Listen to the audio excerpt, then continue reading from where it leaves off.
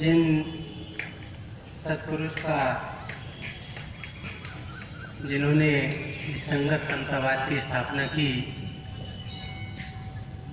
बहुत से प्रेमी यहाँ पर नए प्रेमी होंगे, तो थोड़ा सा उन सत्पुरुष के बारे में, महाराज जी के बारे में थोड़ा उनका क्या जीवन था, उनका जीवन परिचय रखने का आदेश हुआ है।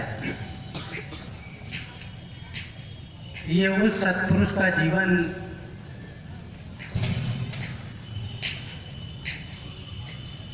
ऐसा सत्पुरुष जिसके जीवन के बारे में, ऐसे महापुरुषों के बारे में हम कल्पना नहीं कर सकते कि एक सत्पुरुष का किस तरह का जीवन होता है।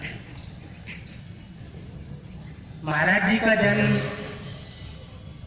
24 नवंबर 1903 को गंगोटिया जिला रावलपिंडी, ये गंगोटिया पाकिस्तान में चला गया है। इस गंगोटिया रामना नामक गांव में हुआ था। सन 1903 में जन्म हुआ और 4 फरवरी सन 1954 को सदगुरुदेव ने शरीर छोड़ दिया था। तो आज भी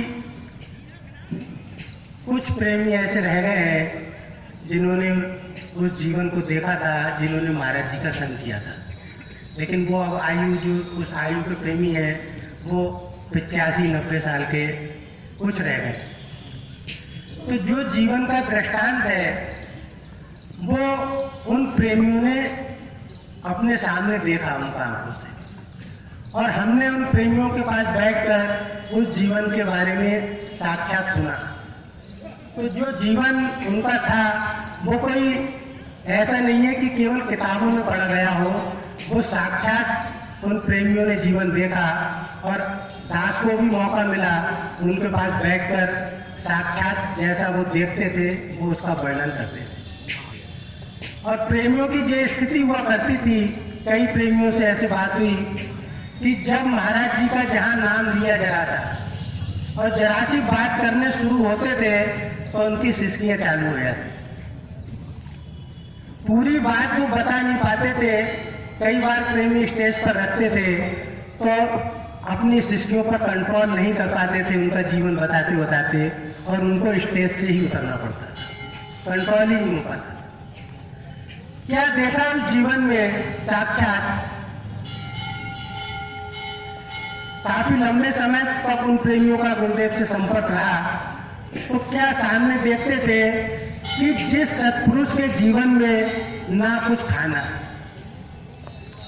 ये एक हम लोग के लिए कल्पना की बात हो सकती है, लेकिन जिन्होंने साक्षात देखा, वो लिखा है, उनका जब जीवन लिखा तो महाराज जी ने अपने जीवन में जितना खाया होगा पूरे जीवन में, वो कहते हैं पूरे जीवन की खुराक कुछ सेर अन्न रहा होगा, कुछ किलो अन्न जो उन्होंने पूरे जीवन में खाया। पानी कभी साल 6 महीने में 2 घूंट पानी पिया करते, और कभी किसी ने उनको आज तक सोते हुए नहीं देखा। अब आप देखिए, एक क्या महापुरुष का जीवन, जहाँ न खाना, न पानी और न निद्रा। और बरेली में महाराज जी 2 बार आए थे।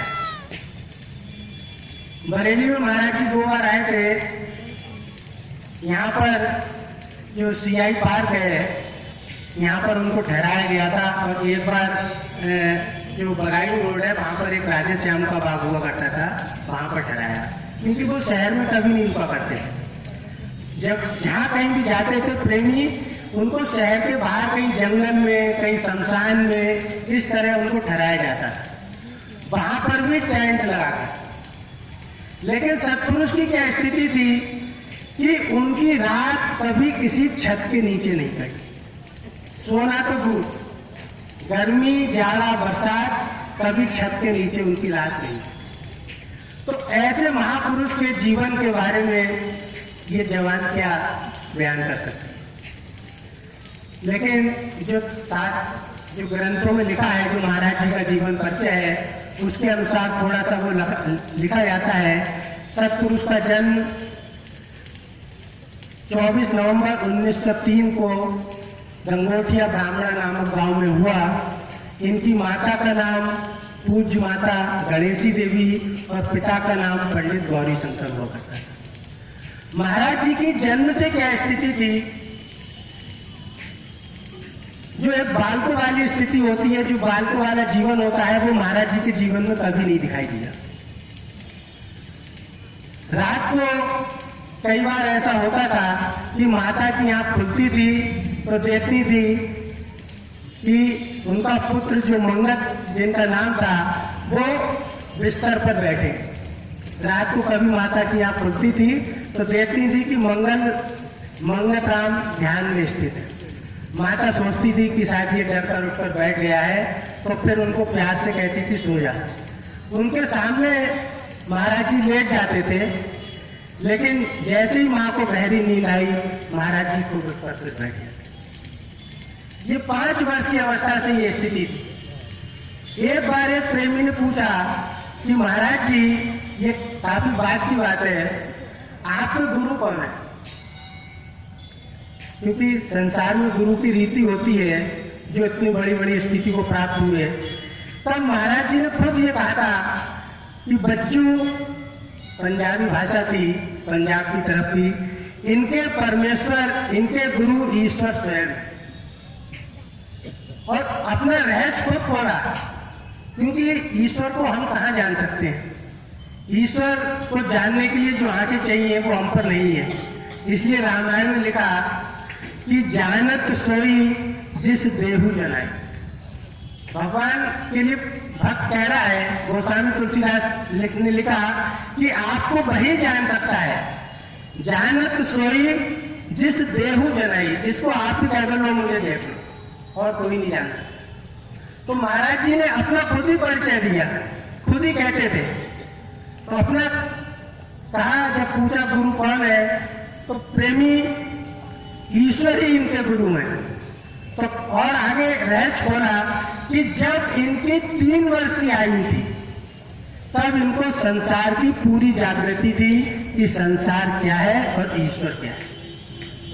बाल्यकाल से, जन्म से 3 वर्ष की आयु से ये स्थिति थी कि महाराज जी ने कहा कि इनको 3 वर्ष की आयु से पूरी जागृति थी, संसार क्या है और ईश्वर क्या है। जब थोड़े बड़े हुए, माता ने स्कूल भेजना शुरू किया। क्या स्थिति होती थी? स्कूल जाते थे, वो तो एक सारा संसारिक जीवन जितना हम देखते हैं वो केवल एक लीला मात्र था, एक दिखावा था, एक पर्दा था अपने को जाहिर ना करने का। तो दिखाने के लिए वो लीला चलती थी। तो जब स्कूल जाते थे, माता उनको दोपहर के लिए भोजन रखती थी, पराठे रखती थी। होता क्या था कि किसी गरीब बच्चे को अपने पराठे खिला दिए, उसका रूखा सूखा भोजन खुद खा लिया, नहीं हुआ नहीं खाया। एक बार माता ने उनको बड़ा अच्छा एक कोट बनाकर दिया। जब लौट कर आए तो देखा कि फटा पुराना कोट पहनकर चले आ रहे हैं, जो उनको नया कोट दिया था वो किसी बालक को दिया। ये सत्पुरुषों की न खाने में रुचि, न पहनने में रुचि, न संसार के किसी सुख में, ये स्थिति हुआ करती। उसके बाद और क्या हुआ कि जैसे और जरा सी आयु बढ़ी, लोग बच्चे भूख से घर भागते हैं कि कब छुट्टी हो, मैं घर पहुंचूं। लेकिन महाराज जी की स्थिति क्या थी? स्कूल घर से कई किलोमीटर दूर था, रास्ते में एक जंगल पड़ता था, तो घर नहीं आते थे, रास्ते में जंगल में जाकर ध्यान में स्थित हुआ करते। माता इधर चिंता करती थी कि इतना टाइम हो गया, अभी तक मंगत घर नहीं आया। उनको ढूंढते हुए बेचैन होकर निकल जाती थी घर से, तो देखती थी कि रात में कहीं जंगल में समाधिस्थ है, बड़ी मुश्किल से उनको घर लाया। इस महामंत्र की हम बात सुनते हैं जब गुरुदेव को 13 वर्ष की अवस्था थी केवल। इसी तरह उनका जीवन बढ़ता रहा और धीरे धीरे स्कूल की पढ़ाई भी छोड़ दी। जब 13 वर्ष की अवस्था थी, तब एक दिन जब ध्यान में बैठे थे, रात को हम पूज्य प्रेमी जी हमको सब बता रहे थे, तो जब ध्यान में बैठे थे समाधि में, तो पहले दिन ये 3 ओम ब्रह्म सत्यम, ये 3 शब्द प्रकट हुए। अगले दिन जब फिर इस महामंत्र के अगले 4 शब्द प्रकट हुए, निरंकार अजन्मा अद्वैत होगा। और फिर उसके अगले दिन 3 दिन बाद तीसरे दिन सर्वव्यापक कल्याण मूर्त परमेश्वराय नमस्ते। ये 13 वर्ष की अवस्था में ये महामंत्र सदगुरुदेव के मुख से प्रकट हुआ। और उसके बाद क्या स्थिति होती थी कि महाराज जी जब रात को समाधि में हुआ करते थे, जो प्रेमी बताते हैं जो उनके पास बैठा करते थे, महाराज जी की स्थिति क्या होती थी। हम लोग कभी भगवान का भजन करने बैठे, सिमरन करने बैठे, आप देखिए 1 मिनट मन नहीं लगता। सारा जितनी देर आप देखेंगे मन संसार में भागता था। लेकिन महाराज जी की क्या स्थिति हुआ करती थी कि समाधि उनकी सहज अवस्था है। उनको बाहर मुख होते हुए बड़ा प्रयास करना पड़ता था। रात भर जंगल में कटती थी, सुबह को जब आते थे वापस जहां पर उनको ठहराया जाता था तो बहुत प्रेमी इकट्ठे हो जाते थे, बहुत प्रेमी इकट्ठे हो जाते थे। महाराज जी बैठे हैं, अब प्रेमी सामने बैठे कि साथ कुछ बातचीत हो महाराज जी से। महाराज जी अपने समाधि में स्थित है। जब आंख खुलती थी बड़ी देर में तब कहते थे प्रेमी कोई विचार करो, और इतना शब्द कहा कोई विचार करो, फिर समाधि में चले गए। फिर प्रेमी ये इंतजार करते थे कि किस समय इनकी समाधि टूटे, तो बड़ी मुश्किल से वो बाहर मुख हुआ करते थे। और उसी समाधि अवस्था में जब रात भर समाधि में रहा करते थे तो ये जो हम वाणी सुनते हैं, ये वाणी उनके मुख से निकलना शुरू हो जाती। शुरू में कोई प्रेमी उनके संग नहीं होता था तो वाणी का प्रवाह चलता रहता था, कोई सुनने वाला नहीं था। लेकिन बाद में एक भगत बनारसी दास जी थे, वो किस प्रकार महाराज जी के संपर्क में आए कि वो भी बड़े जिज्ञासु व्यक्ति थे और वो किसी संत की तलाश में निकले थे। पूरा हिंदुस्तान उन्होंने घूम लिया, जहां गए ऊपर से तो लगता था कि बड़ा अच्छा स्थान है, बड़े अच्छे संत हैं, लेकिन जब उनके संपर्क में आते थे, उनके पास रहते थे, तो अंदर से पता चलता था कि शायद जो ऊपर से दिख रहा है यहाँ पर है नहीं। तो चूंकि वो जिज्ञासु प्रवृत्ति के थे, अच्छा जीवन था, तो उनका मन वहां पर नहीं रुकता था। तो एक बार वो बड़े निराश होकर वापस लौट रहे थे कि मैं पूरा हिंदुस्तान छान मारा लेकिन मुझको कोई संत नहीं मिला, क्या ये भूमि वास्तव में संतों से खाली हो गई। ऐसा विचार कर रहे थे भगत बनारसी दास जी। वो भगत बनारसी दास जी नहीं, महंत रतन दास जी, गलती हो गई माफी चाहता हूँ, महंत रतन दास जी, वो निकले थे संत की तलाश में। तो जब वो ऐसा विचार कर रहे थे, बड़े निराश हो गए, तब क्या देखते हैं कि गुरु स्वयं वहां पहुंच गए। महाराज जी स्वयं उस स्थान पर पहुंच गए और महंत रतन दास जी से कहा, महंत रतन दास जी तो उनको जानते नहीं थे, तो वो भी उन्हीं की तरह बनकर जब उनके सामने खड़े हो गए तब पूछा प्रेमी आप कौन है।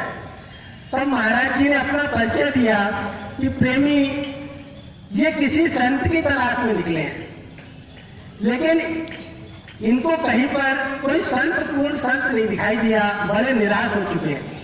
और यही विचार महंत रतन दास जी के अंदर चल रहे थे। उन्होंने कहा ये सामने जो व्यक्ति है ये तो मेरे मन के ही विचार बता रहा है, तो इसका मतलब ये कोई साधारण व्यक्ति नहीं है। उन्होंने महाराज जी के चरण पकड़ लिए और फिर छोड़ा नहीं। महाराज जी ने अपने को जाहिर नहीं किया, केवल उनके मन की बात कह दी, लेकिन संत रतन दास जी ने उनके चरण पकड़ लिए कि ये कोई साधारण व्यक्ति नहीं, ये वास्तव में। तो पहली बार महाराज जी वहां पर पता अपने को इस बहाने इस तरह से महाराज जी का ये प्रकट हुआ कि ये वास्तव में कोई संत है, कोई ऋषि है। तब वो पहले शिष्य थे जिनको उन्होंने फिर महंत रतन दास जी ने चरण पकड़ लिए, तो महाराज जी को उनको दीक्षा देनी पड़ी। बात वही आती है कि इतना समय नहीं होता, फिर महाराज जी ने सर्विस की। सर्विस का जो हाल था सब दिखावा था, हर समय जो है रहते थे प्रभु भक्ति में। लोगों को लगता था कि ये ऑफिस में तो आते हैं लेकिन काम दाम कुछ करते नहीं, ये तो खाली भक्ति करते रहते हैं।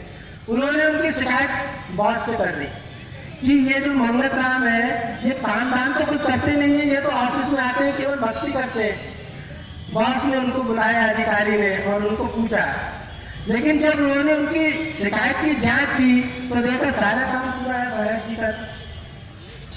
फिर एक भक्त प्रहलाद के जीवन से घटना हुई, बहुत सारी जीवन की घटना हुई। महाराज जी ने कभी जीवन में अपने चमत्कार नाम की कोई चीज नहीं दिखाई। संसार तो सारा चमत्कार की ओर भागता है, लेकिन सतपुरुष ने कभी इन चमत्कारों का अपने जीवन में वो नहीं किया। फिर पहली बार जिस तरह ये हमारा समता सम्मेलन चल रहा है, सतपुरुष ने इस सम्मेलन की परिपाटी 1933 में शुरू की। पहली बार 1933 में गंगोटिया में प्रथम यज्ञ का शुरुआत की। उस समय उनका जीवन हम पढ़ते हैं तो लिखा कि महाराज जी की कोई इनकम तो थी नहीं। महाराज जी ने कुछ सेवा का कार्य शुरू किया था, तो प्रेमियों को निःशुल्क इलाज किया करते थे। सतपुरुष तो किसी को मिट्टी भी दे दे, उससे भी व्यक्ति का तो साक्षात ईश्वर है, तो लोग कुछ उनको दे आया करते थे जो सही होते थे।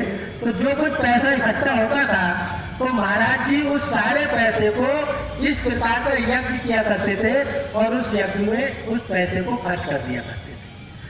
20-20 किलोमीटर दूर से अपने सिर पर उस यज्ञ की सामग्री आया करते थे, अपने सिर पर रखकर 20-20 किलोमीटर दूर से, और इस प्रकार यज्ञ की सेवा किया करते थे। और ये यज्ञ उसी प्रकार आज जहाँ जहाँ संगतें हैं वहाँ पर इस तरह वार्षिक यज्ञ का आयोजन किया जाता है। बस इसी प्रकार ये सारा जीवन संसार की सेवा करते करते, इन शास्त्रों की रचना करते करते महाराज जी 4 फरवरी 1903 को 4 फरवरी 1954 को अमृतसर में महाराज जी ने इस शरीर का त्याग किया। जिन प्रेमियों ने उन पर श्रद्धा की, एक बार एक प्रेमी ने प्रश्न किया था, क्योंकि जिस शरीर में ना खाना हो ना पीना हो, आप समझ लीजिए उस शरीर का क्या हाल हो सकता है। तो प्रेमियों को ये भय लगता था कि कभी ऐसा ना हो जाए कि ये अचानक हमसे बिछुड़ जाए, क्योंकि शरीर में कुछ है नहीं, न सोना न खाना न पीना, न गर्मी न सर्दी। तो एक बार एक प्रेमी ने प्रश्न कर दिया कि महाराज जी आपके बाद हमारा क्या होगा, एक प्रश्न कर दिया, क्योंकि उनको शंका रहती थी कि कभी ऐसा ना हो कि ये अचानक हमको छोड़कर चले आए। तब गुरुदेव ने उसको कहा कि प्रेमी, एक उसको वो किया कि प्रेमी जो सच्चा, अगर उन्होंने पूछा कि क्या सद्गुरु शरीर छोड़ने के पश्चात भी मार्गदर्शन करता है, तब महाराज जी ने कहा प्रेमी ये तेरे श्रद्धा और विश्वास पर निर्भर है। जो सच्चा गुरु होगा वो कई जन्मों तक शिष्य का साथ नहीं छोड़ता। और उन्होंने कहा था कि प्रेमी शेर के पंजे से शिकार निकल सकता है, लेकिन सद्गुरु के शरण में जो आ गया उसकी आखिर तक, जब तक उसकी मुक्ति नहीं होगी, सद्गुरु उसको छोड़ते नहीं। और आज भी हमारे बीच संगत में बहुत ऐसे प्रेमी हैं जिनको उन पर पूरी श्रद्धा और विश्वास है। उनका ये अनुभव है कि सत्पुरुष आज भी वैसे ही मार्गदर्शन करते हैं जैसा शरीर होते हुए प्रेमियों का किया करते हैं। तो जिन प्रेमियों को आज भी उनके ऊपर पूरी श्रद्धा, उनके ऊपर पूरा विश्वास है, सद्गुरु आज भी उनका उसी प्रकार मार्गदर्शन करते हैं। हमारा सौभाग्य है कि हमको ऐसे सद्गुरु का सत्संग सुनने को मिल रहा है। हम भी उसी विश्वास से, उसी प्रेम से, उसी श्रद्धा से उनके वचनों पर चले, उनको अपने जीवन में धारण करें, तो निश्चित ही हमारा कल्याण का मार्ग प्रशस्त होगा।